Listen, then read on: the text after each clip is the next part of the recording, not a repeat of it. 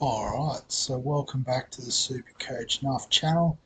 In today's video we're going to look at the NRL Fantasy starting team as of round 1 2023.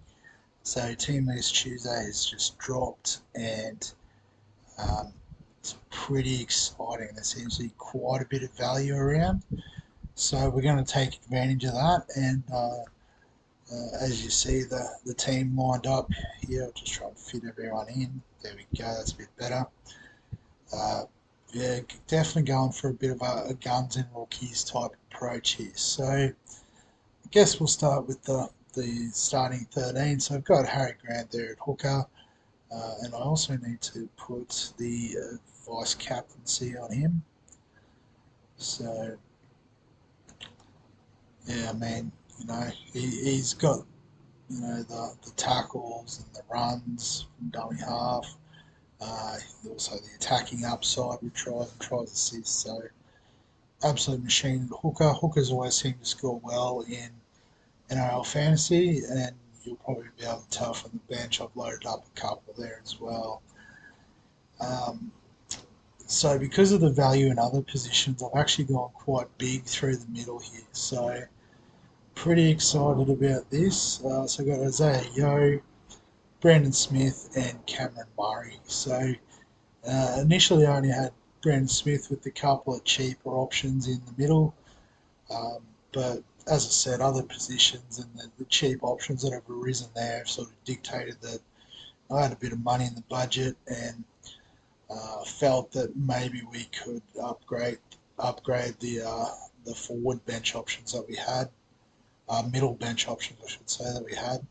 So got two absolute guns. Pretty excited to have Isaiah Yeo. It's been a while since he's featured in a team of mine. Um, Obviously, Joe Tarpany was the other one in consideration there, but yeah, I've got him in pretty much all I say every other format in Supercoach.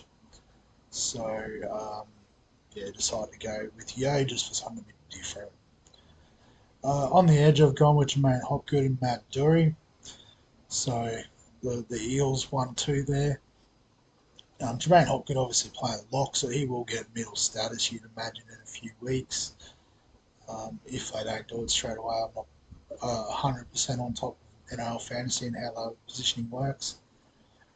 But yeah, he'll definitely be a dual position option, which will be super handy. And Matt Dury, so you can see I've got him and also Sean Bloor at the moment on the edges. Trying to take advantage of the fact that NRL fantasy, the price has changed from week one. So having these guys that are starting on an edge and probably going to play close to, if not 80 minutes, even if it's for a few weeks before Ryan Madison, John Bateman come back into the teams, respectively.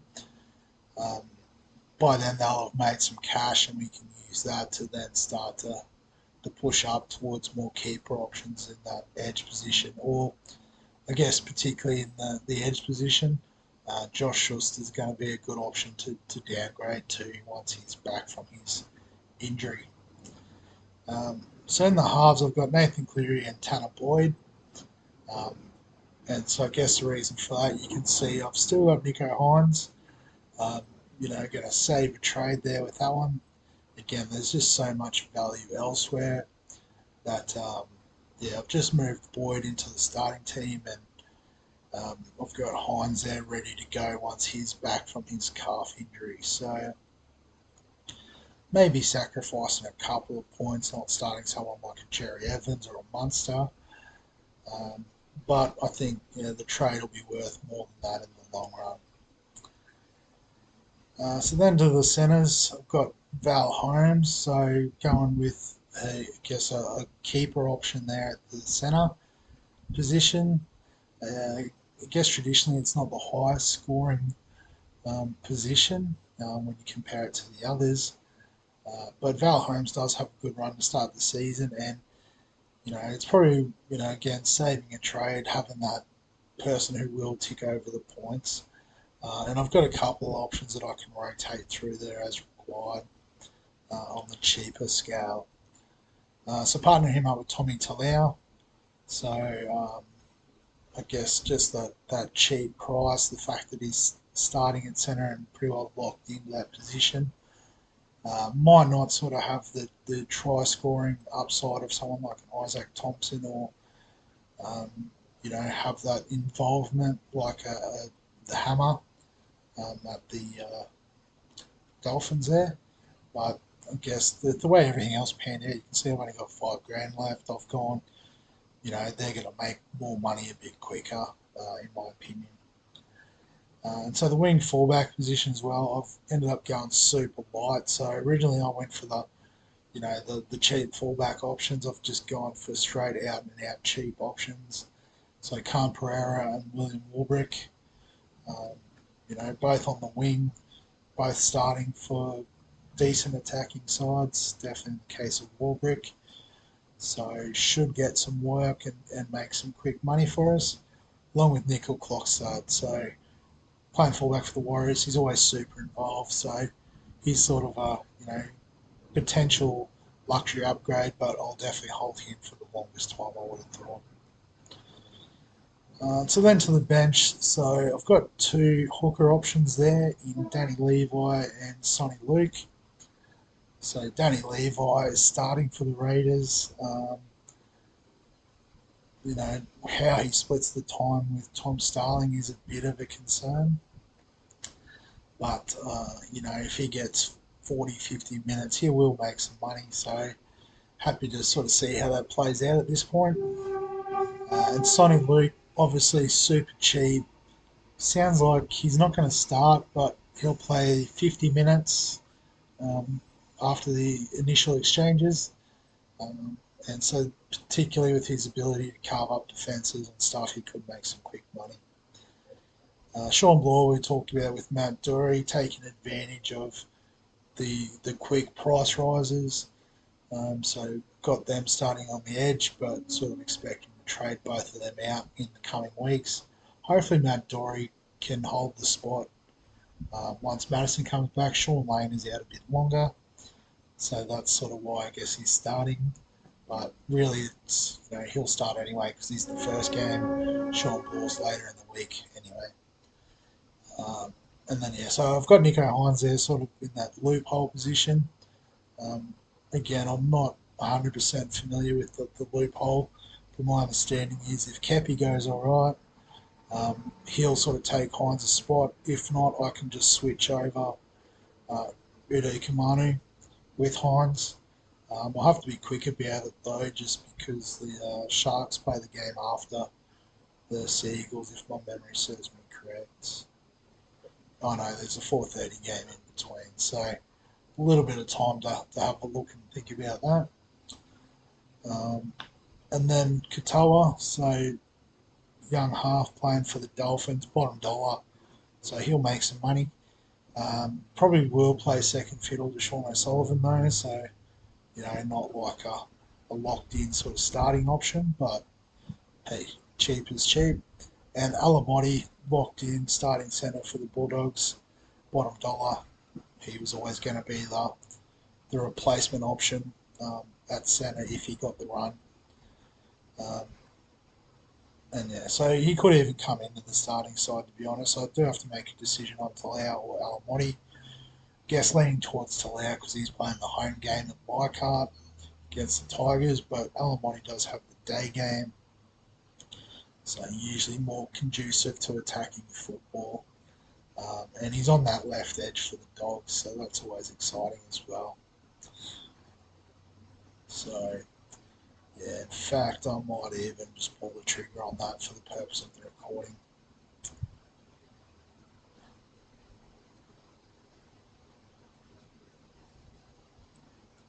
Alright, so that's how the team's going to line up going into round one. I might just quickly run through the Sportsdeck side as well. There's definitely been a lot of love for the NRL fantasy vid. So originally it was going to be sort of in a little around the grounds type thing with Sportsdeck, but it might end up being the case that it starts becoming its own video. So comment if you'd like to see that in the comments and get around all that. Obviously subscribe, all that sort of stuff as well. But as I said, we'll quickly go through the the Sportsdeck team as it stands. So I guess this has a bit more of a super coach feel to it, although the scoring isn't quite the same, I realise. So Harry Grant and Brandon Smith, two hookers, walked away, happy days. Stefano, Sean Kepi, those names are becoming very familiar. Um, and I have gone with Mawali and Big Frankie Pele. So just taking all the money out of the front row because why not? It's a different format. Front rowers seem to be the centre wing or the equivalent of centre wings in NRL fantasy, and that they seem to be a bit lower at the top end than the rest. So yeah, decided to go this way just to chase points and a bit of value in other areas. So the second row I have stacked with that extra money that I've got. So Murray, Fafita, Nanua, that's my super coach starting second row. But my man Ola Kawatu has also got a run in the team. Could start him just to say I have. But him and Hopgood will obviously be in the 17 somewhere.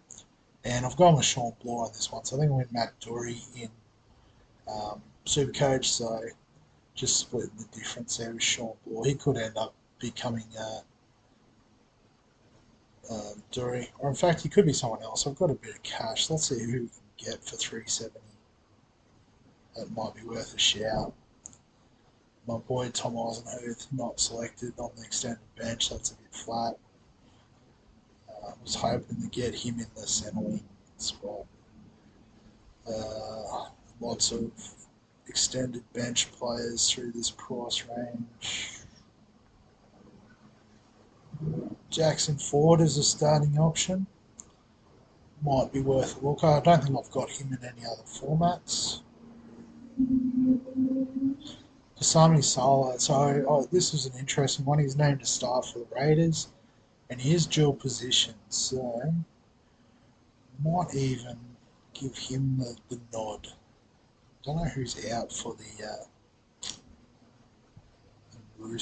Raiders rather. So Williami starting in the centres, so probably not the pick for centre wing, second row, maybe in the centres.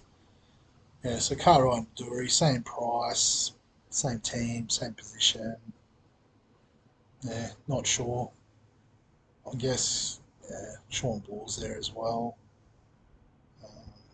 And then I think that's about it. Jacob Preston would be the cheap option here, but he's on the bench anyway. So, you know what? Just to be different, actually, just to be really different. Yeah, 7% are on Jackson Ford. So let's go with Solo. Give us a bit of flexibility through the front row. Another option as well if Moali and or Pele don't pop off. Yeah. So in the halves, Cleary, Burton, Boyd, and Katoa. So I guess Nico Hines was in that position, and that's what's freed up a lot of cash in some other positions in this side, namely the centres. If I scroll down a bit more. All right, so I've gone with some gun centres in Val Holmes and Nick Meaney.